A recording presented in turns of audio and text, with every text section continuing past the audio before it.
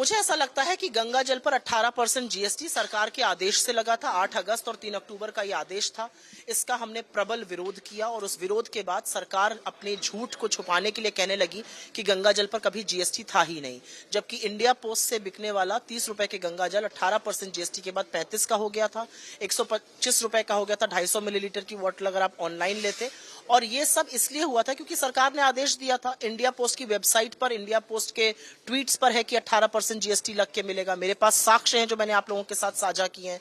उस झूठ को छुपाने के लिए सरकार ने 18% टैक्स चुपचाप से हटाया और कहा कि ये पूजा सामग्री में आता है, इस पर कभी टैक्स ही नहीं था। लेकिन सीबीआईसी की वेबसाइट पर जो पूजा सामग्री की लिस्ट है 10 चीजों की, जिसमें रुद्राक्ष है, मौली है, यज्ञोपवीत है, चंदन है, ये सब चीजें जो है, इस पर तो कहीं पर भी गंगा जल का नाम नहीं है। तो मुझे ऐसा लगता है कि गंगा मां के नाम पर ठगने वाले अपने आप को धर्म का स्वयंभू ठेकेदार कहते हैं, लेकिन वो सबसे ज्यादा ठगते श्रद्धालुओं को ही हैं। कांग्रेस के कुनबे का न तो गंगा जी से कोई मतलब है, न गंगा जल से कोई सरोकार है।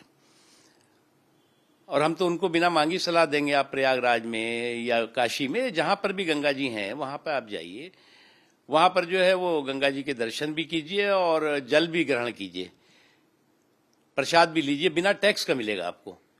अरे क्यों लोगों को बेवकूफ बनाते हो भैया?